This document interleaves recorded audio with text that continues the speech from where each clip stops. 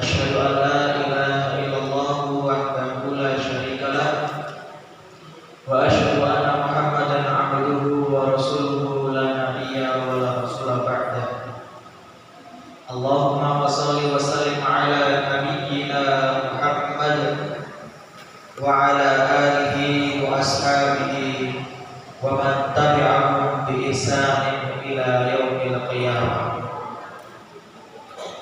أعوذ بالله من الشيطان الرجيم. بسم الله الرحمن الرحيم. يا أيها الذين آمنوا إذا نودي للصلاة من يوم الجمعة فاسعوا إلى ذكر الله وذروا البيع ذلكم خير لكم إن كنتم تعلمون. وقال تعالى في آية أخرى يا أيها الذين آمنوا اتقوا الله حق تقاته ولا تموتن إلا وأنتم مسلمون. وقال تعالى في آية أخرى أعوذ بالله من الشيطان الرجيم يرفع الله الذين آمنوا منكم والذين أوتوا العلم درجات. ثم قال رسول الله صلى الله عليه وسلم من سلك طريقا يلتمس فيه علما سهل الله له طريقا إلى الجنة. Rawahu Tirmizi. Amma ba'du. Segenap jajaran pimpinan Ranting Aisyah atau Sari Kerajaan yang kami hormati dan seluruh para jamaah ibu-ibu yang senantiasa dimuliakan oleh Allah Subhanahu wa taala. Alhamdulillah, tiada kata yang pantas kita ucapkan, tiada kalimat yang pantas kita uraikan, tiada sanjungan yang pantas kita puji dengan setinggi-tingginya selain kalimat Alhamdulillahirabbil alamin.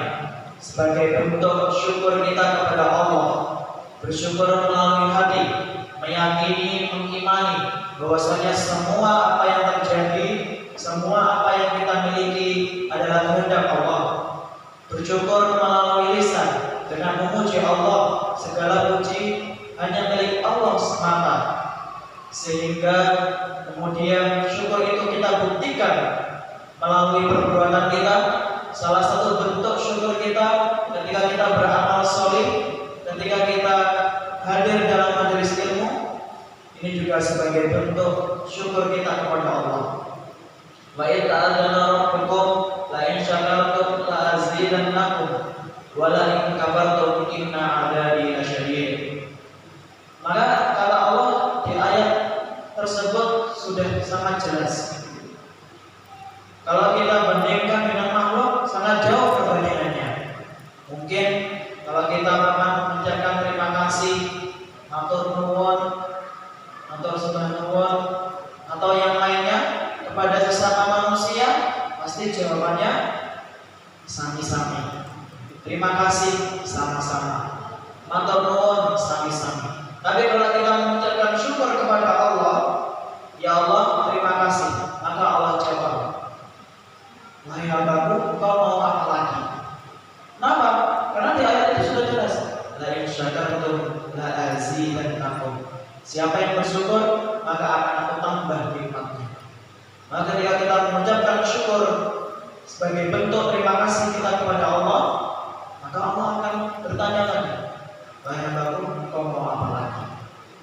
Sehingga implementasi kita syukur kepada Allah tidak hanya dibatasi dengan cara Alhamdulillahirabbil alamin saja, melainkan dengan amal sholih yang harus kita lakukan sebagai umat Islam yang senantiasa mengerjakan apa yang sudah diperintahkan menjadi hal kewajiban dan menjauhi segala yang diharamkan, segala yang dilarang, sehingga derajat ketakwaan kita dapat kita raih sebagai hamba yang beriman. Para jemaah yang dimuliakan Allah Subhanahu wa taala,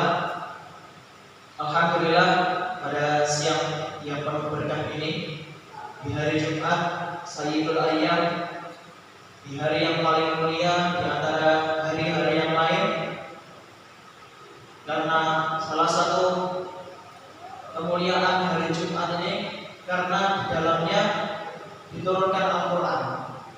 Pertama kali Al-Quran diturunkan, sehingga hari Jumat terpilih sebagai hari yang paling mulia karena Al-Quran. Ada yang bulan yang menjadi bulan yang termulia di antara 11 bulan yang lainnya, yakni Syahrul Ramadan, yang insya Allah kurang 68 hari lagi. Bulan tersebut menjadikan bulan yang paling mulia di antara bulan-bulan yang lain karena di bulan Ramadan tepat pertama kalinya diturunkan ayat-ayat Al-Quran. Kemudian tak lepas dari manusia yang paling mulia di muka bumi ini, yakni baginda Nabi Allah Muhammad SAW. Beliau mulia karena diberikan mukjizat Al-Quranul Karim. Ada lagi malaikat yang paling mulia, malaikat Jibril alaihissalatu wassalam, karena malaikat Jibril menjadi malaikat satu-satunya perantara Al-Quran antara Allah kepada Nabi Muhammad SAW. Mulai dari malaikat, kemudian Nabi, kemudian bulan, dan sampai di hari Jumat ini, semuanya menjadi mulia karena Al-Quran. Maka saat ini Al-Quran yang sudah kita baca bersama, yang sudah kita senantiasa pelajari bersama, itu merupakan satu-satunya warisan dari Nabiullah Muhammad SAW pada para umat Islam, umat yang beriman khususnya, untuk dijadikan sebagai pedoman hidup, untuk dijadikan sebagai sandaran hidup, untuk dijadikan sebagai solusi kehidupan, sehingga siapapun yang berpegang teguh kepada Al-Quran, dia tidak akan tersesat selama-lamanya. Semua persoalan solusi dalam kehidupan kita ada di dalam Al-Quran, karena sejatinya ayat-ayat Al-Quran itu tadi itu buatan langsung turun jebret terus kitab Al-Quran seperti apa yang kita pegang sekarang.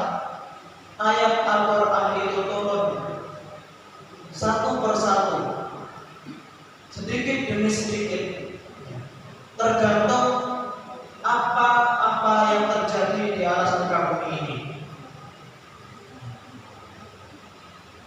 Di dalam Al-Quran ada bahasan tentang hutang-hutang. Di dalam Al-Quran ada pembahasan tentang jual beli. Apa yang kami bacakan di mukadimah tadi, salah satu cara jual beli seseorang. Ya ayyuhalladzina amanu idza nudiya lis-sholati min yaumil jumu'ah. Wahai orang-orang yang beriman, apabila di antara kalian diseru, khususnya untuk sholat Jumat, was'au ila dzikrillah, maka bersegeralah untuk mengingat kepada Allah. Wa dzarul bai', tinggalkanlah jual beli. Seremeh apapun itu, kalau bahasanya kita, selaris apapun itu. Mungkin kalau para jemaah pernah berkunjung di kota yang mulia, yakni Madinah atau Mekah Al-Mukarramah, memang kata toko-toko entah itu menjual buah ataupun menjual pakaian, peci dan lain sebagainya.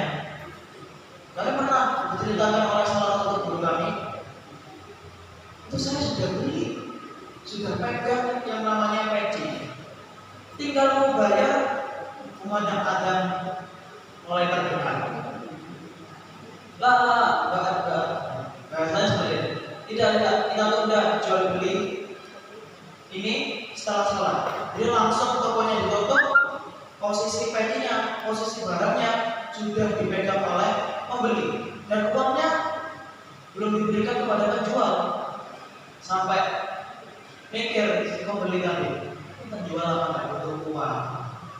Padahal sudah transaksi itu belum selesai, dia tinggalkan demi mendahulukan Allah. Sehingga ketika semua perjalanan hidupnya merujuk dalam Al-Quran dan As-Sunnah, hadis-hadis Rasulullah, maka kata Rasulullah, "Lam tadillu abadan," dia tidak akan tersesat selama-lamanya. Para jamaah yang dimuliakan Allah Subhanahu wa taala, ikut hasil sedikit mukadimah karena belum titik, karena catatan yang kami bawa mungkin agak menyimpang dari mukadimah. Ini bukan apa-apa mau Bupin menyebutkan bukan semeraj nama lengkapnya, bukan apa-apa. Karena tetangga-tetangga kami juga seperti itu. Ketika kami jual beli online pun, kan sekarang sudah zamannya jual beli online. Ini sedikit cerita. Ya, pertama kami alamatkan di rumah, kemudian alamatkan saya Jalan Dr. Somo Utara SD Muhammadiyah, nama penerima Abdurrahman Habibullah. Kurir kan betul serat, aslinya Abdurrahman Habibullah. Kalau ditelepon betul diangkat. Akhirnya tangan-tangan tetangga-tetangga. Bu, Pak, ini pergi pun digane Mas Abdurrahman Habibullah. Betul ada apa? Betul ada Mas. Betul ada mereka aslinya Habibullah, betul ada. Akhirnya balik kurirnya ke kantor. Kalau sembarang HP, kalau telepon kurir. Pun Dimas biasanya, oke terus Utara aja Muhammadiyah. Bahwa tetangga-tetangga yang sama tidak ada yang kenal. Oke, tetangga-tetangga saya kenalnya itu Mas Aam. Impor. Nah, kami kalau sekolahan di Mantan, Majas Pak Abdurrahman Mantan, betul Mantan. Di Pajosnya betul Mantan. Mantannya Pak Aam Mantan. Namanya Dila. Kalau dari Takrab dikenal di Pemawan betul apa. Yang penting kebaikan ini terus mengalir sebagai ujung dakwah syiar agama kita. Para jamaah yang dimuliakan Allah Subhanahu wa taala, di era akhir tahun 2022, kemudian saat ini kita sudah masuk di awal bulan Januari 2023. Ini ada permainan yang sangat viral, trending, yang mungkin beberapa jamaah itu ada yang merasa berisik, ada yang merasa terhibur, itu pasti. Ada yang pro, ada yang kontra, ada yang mendukung, ada yang melarang, itu pasti. Dan seberapa? Ya, kalau menyebutnya orang Indonesia itu lato-lato. Tapi tak berpikir kalau kita benar-benar terkenal lato-lato, kotek-kotek, kotek-kotek, kotak-kotak. Dan tak mudi-mudi. Kalau perjalanan dari Jember terus full suaranya lato-lato, sana klakson. Biasanya di lampu merah itu kalau sudah waktunya lampu hijau klakson, itu buat lato-latonya dikeras-keraskan agar pengendara yang depan itu lekas start, lekas maju kembali. Ini menjadi pembicaraan dan itu menjadi tanda yang besar. Mas, ini berikut hukumnya lato-lato. Pada hakikatnya para jemaah, semua permainan itu tidak hanya lato-lato, tidak hanya lato-lato. Kadang-kadang kita serba menyalahkan anak. Anak main HP terus salah, main lato-lato terus juga salah. Terus mana yang benar? Ngaji mau mas, anak disuruh ngaji, buka Al-Quran 1 jam itu betul boros, bosan, bosan. Nah, kalau kami suruh memilih mana yang lebih baik, lato-lato atau HP, tidak ada yang lebih baik. Semuanya harus ada batasnya. Semua permainan itu, tidak hanya lato-lato, hukumnya dalam Islam itu adalah mubah. Mubah itu tidak ada yang menyuruh, juga tidak ada yang melarang. Dan hal mubah ini bisa menjadikan haram. Bisa menjadikan haram. Haram itu apa? Oke, kalau dilakukan mendapat dosa, kalau tidak dilakukan dia mendapat pahala. Kan lawan katanya wajib. Kalau wajib kita melaksanakan dapat pahala, kita meninggalkan mendapat dosa.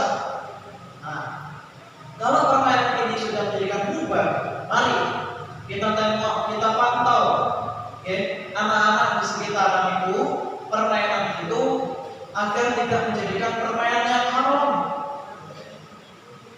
Lantas bagaimana agar permainan tersebut tetap menjadi hal yang baik? Rata-rata anak-anak itu kalau sudah saya tanya, Le, kenapa kamu kok beli lato-lato? Berapa harganya? 10.000 Pak. 10.000.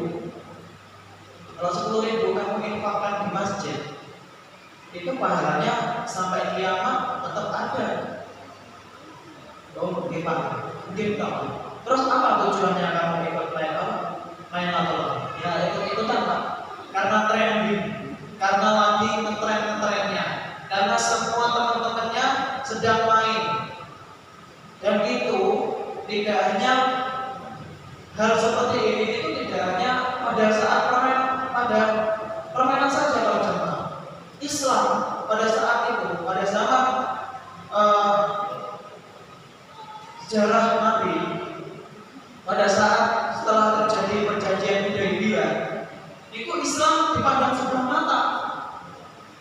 Sehingga ketika ayat turun, ya, wa ra'aitan nasa yadkhuluna fi dinillahi afwaja, dengan engkau melihat manusia berbondong-bondong masuk agama Allah, itu semua manusia itu masuk ke dalam agama Islam hanya karena itu.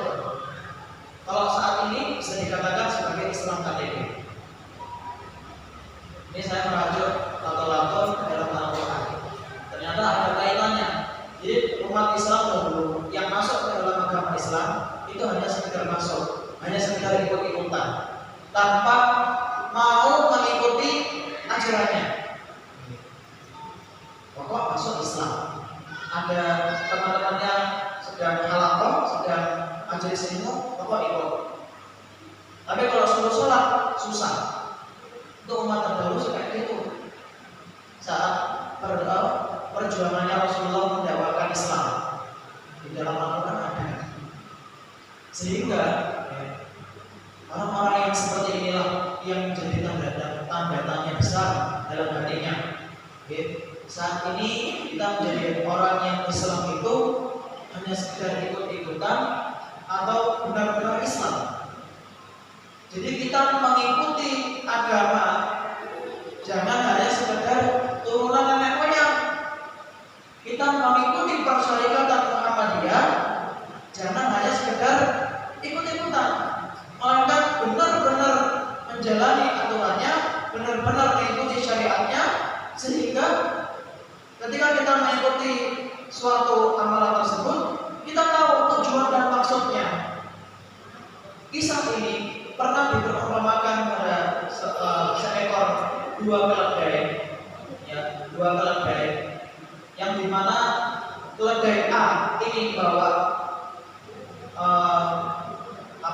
batu, ya, bawa batu, kemudian yang keledai B ini bawa kain.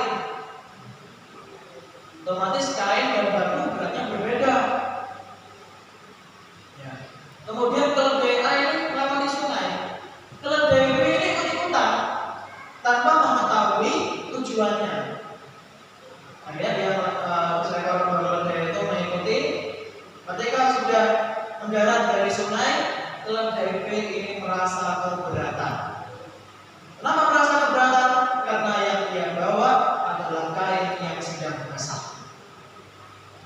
Itulah perumpamaan ketika orang yang hanya mengikuti alur tanpa tahu dasarnya, tanpa tahu ajarannya, tanpa tahu ilmunya. Ad-dinu bil ma'rifah, as-salatu bil ma'rifah. Agama itu dengan ilmu, kemudian sholat itu dengan ilmu, zakat itu dengan ilmu, puasa itu dengan ilmu. semua ibadah dalam agama Islam niku didasari dengan ilmu. Kalau kita mengerjakan ibadah tanpa didasari dengan ilmu, maka hasilnya bid'ah. Kalau sudah bid'ah, dolalah niku kesesatan. Lek pun sesat, maka kami pun neraka. Alhamdulillah, tsumma alhamdulillah. Semua umat Islam itu sudah sepakat bahwasanya Al-Quran adalah rahmat bagi orang yang beriman, petunjuk bagi orang yang bertakwa. Tidak ada kebohongan di dalam Al-Quran itu, teman-teman. Semua orang yang berkata berlandaskan Al-Quran 100% benar, kecuali kalau kita tambah-tambahi, apalagi yang dia tambahkan itu suatu hal yang tidak ada landasannya, tidak ada hukumnya. Kalau sudah Allah berfirman, ya, bahwasanya mendirikan sholat itu adalah harus diselingi dengan zakat, harus kita tunaikan. Ya, kombinasi dua ibadah ini jangan sampai dipisahkan. Nah, kalau kita sering menjumpai di dalam ayat Al-Quran, aqimis sholat wa atuz zakat. Nah, kalau kamu mendirikan sholat, akan tunaikan zakat.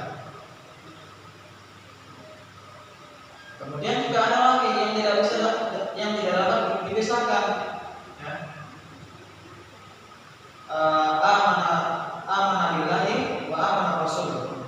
Kalau kamu beriman kepada Allah, maka kamu harus beriman kepada Rasul.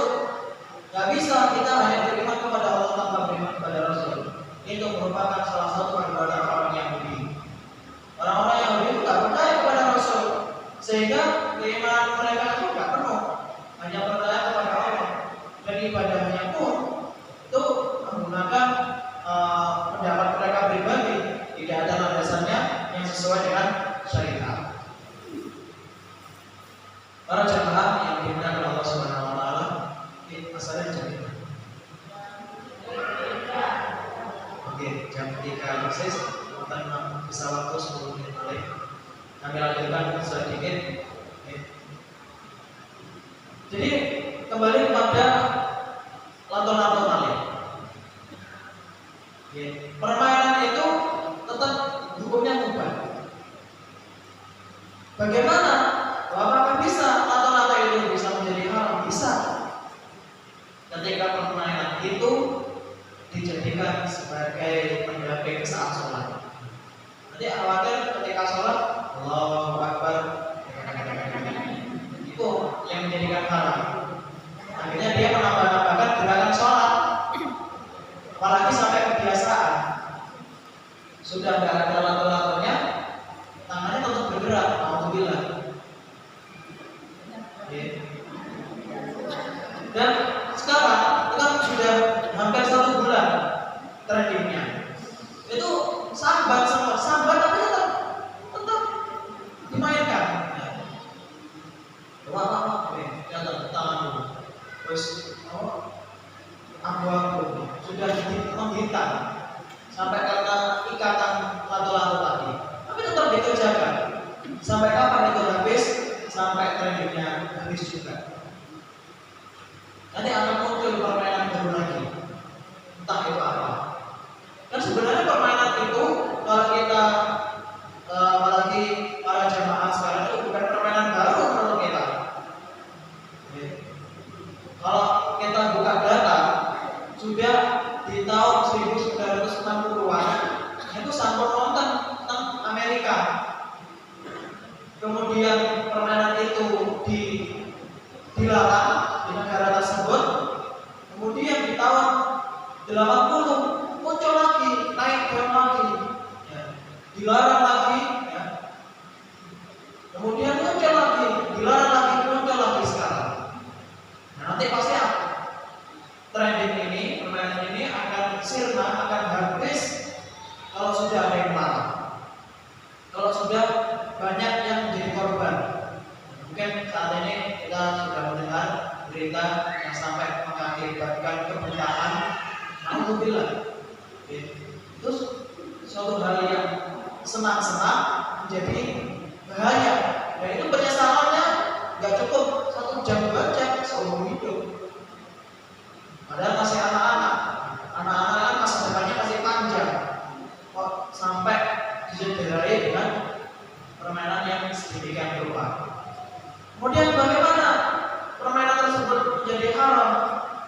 sampai permainan tersebut dijadikan sebagai ajang judi. Itu yang menjadi was-was orang tua di sekitar. Kita pantau betul anak-anak main itu, kita pantau betul. Mereka bermainnya itu karena senang-senang atau karena hal yang lain. Jangan-jangan mereka sudah ada yang mengajari, kita nggak tahu. Terkadang kita kalau kamu main atau menjauh dari rumah, jangan di sini. Nah, kalau sudah menjauh dari rumah, otomatis kan kita nggak tahu. Nah, di luar pantauan kita, nah ini kok coba diperiksa kembali, kira-kira permainan itu menimbulkan judi atau tidak. Nah, kalau anak-anak sudah dicekoki oleh permainan judi, nah, bagaimana nanti kehidupannya mereka 10 tahun yang akan datang? Walaupun itu hanya sebatas 500 rupiah, sekecil apapun itu uangnya. Ayo, yang paling lama saya naruh uang 1000. Kamu naruh uang berapa? 1000 juga. Ya wes. Nanti kalau yang bertahan paling lama mainnya, maka dia berhak mendapatkan uang 2000. Nanti yang menang dapat keuntungan 1000. Itu menang barang. Oke. Terus sebagai repot mas, apalagi sampai ada yang mengadakan lomba-lomba, kan mau tadi menang dalam lomba, bahkan hadiahnya itu main-main 500.000. 500.000. Kita mau mengadakan lomba tampil, hadiahnya juara 1 500.000. Ini bukan emang atas peserta. Wah, itu sakit tuh mas. Tapi kalau kamu terus bisa nggak bisa itu mas. Ya. Bagaimana hukumnya yang seperti itu? Kalau hadiahnya itu didapatkan dari panitia penyelenggara, itu masih boleh. Jika hanya pertama, nggak hanya kejuaraan atau lalu, kejuaraan apapun, baik itu lomba misalkan lomba maraton atau lompat jauh atau lomba-lomba yang lain. Kalau lomba itu hasil uangnya didapatkan dari panitia penyelenggara, itu tasnya bukan apa-apa. Itu adalah sebagai bentuk hadiah. Tapi kalau uang itu didapatkan dari peserta lomba, itu yang dilarang. Itu juga disebut sebagai judi karena menguntungkan satu pihak. Misalkan pesertanya 100, uang pendaftarannya 10.000. Yang juara 1 berhak mendapatkan uang pendaftaran tadi itu sebelum mahal. Sehingga kita harus pintar memilah, memilih mana perlombaan itu yang menjadikan judi dan mana perlombaan yang betul-betul tidak menimbulkan judi. Misalkan ada lomba, pendaftarannya sekian, tanyakan ke panitia, pendaftaran sekian dibuat apa aja. Misalkan pendaftarannya 5.000, tanyakan, ini 5.000 rupiah ini jangan lama-lama mas, mbak. Oh nanti 5.000 itu akan kita kembalikan kepada peserta, dapat konsumsi, misalkan dapat sertifikat, dan untuk lain-lain itu kita akan juga lain-lainnya untuk apa? Jangan-jangan lain-lainnya itu untuk hadiah lomba, boleh. Oh lain-lainnya itu untuk sewa teror, untuk sewa ini dan sebagainya. Oh kalau sudah gitu jelas, monggo bisa diikuti. Kalau sudah pendaftaran gratis, alhamdulillah, alhamdulillah bisa diikutkan. Terus sebagai menambah pengalaman para jemaah yang dimuliakan Allah Subhanahu wa taala, beberapa hukum dari permainan yang sudah trending di sekitar kita.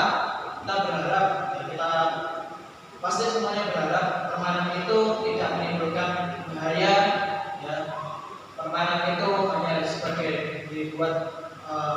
senang-senang untuk anak-anak, ya mungkin ketika dia main kemudian dia yang jadinya nangis menjadi tertawa, alhamdulillah. Tapi kalau kemarin itu menjadikan yang haram, alhamdulillah, jangan sampai. Sehingga beberapa cendekiawan di Jember itu pernah mengatakan ketika saat viral-viralnya lato-lato itu, kenapa lomba lato-lato itu yang hadiahnya hanya sebatas rupiah itu banyak yang berbondong-bondong untuk mengikuti. Lantas kenapa ada lomba yang hadiahnya itu lebih istimewa, ya, yang hadiahnya itu bisa kita rasakan di dunia, bisa kita nikmati di akhirat, yakni berlomba-lomba dalam kebaikan. Sehingga itu kalimat tersebut ya, bisa menjadi motivasi bagi semuanya, sehingga berlomba-lomba dalam kebaikan itu ya perintah Allah langsung di dalam Al-Quran, fastabiqul khairat, berlomba-lomba dalam kebaikan. Tidak hanya dari hal yang iri, sikut kanan, sikut kiri, melainkan hal ini jadikan amal soleh bagi kita semua, sehingga nantinya ketika saat ini kita duduk berjajar di masjid, nanti kita bisa bertetangga di surganya Allah Subhanahu wa taala. Amin, Allahumma amin. Cukup ini yang dapat kami sampaikan, semoga bermanfaat. Apabila